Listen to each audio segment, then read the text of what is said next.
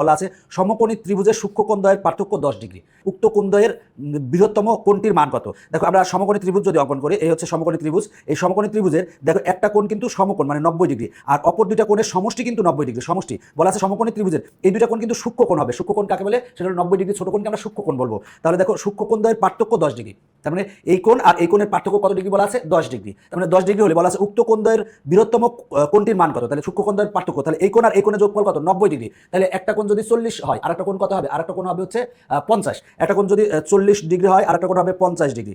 একটা কোণ যদি মনে করো যে 45 ডিগ্রি হয় আর একটা কোণ কি হবে? তাহলে 45 ডিগ্রি হবে। 45 45 90। আমরা অপশনে দেখবো, দেখো এখানে 40 আছে। এখানে বলা আছে যে উক্ত কোণদ্বয়ের দেখো যে সূক্ষ্ম কোণ দুইটা আছে সেই সূক্ষ্ম কোণদ্বয়ের বৃহত্তম কোণটি কোনটা? যদি একটা 40 ধরি একটা 50 ধরি, তাহলে 40 আর 50 যোগ করলে কত হয়? 90 হয়। তার মানে ক্ষুদ্রতম কোণ হচ্ছে 40 আর বৃহত্তম কোণ হচ্ছে 50। তাহলে বৃহত্তম কোণটির মান বের করতে বলছে, তার মানে 40 অ্যান্সার না, 50 আছে, তার মানে 50 অ্যান্সার হবে। বলা আছে সমকোণী ত্রিভুজের সূক্ষ্ম কোণদ্বয়ের পার্থক্য 8 ডিগ্রি।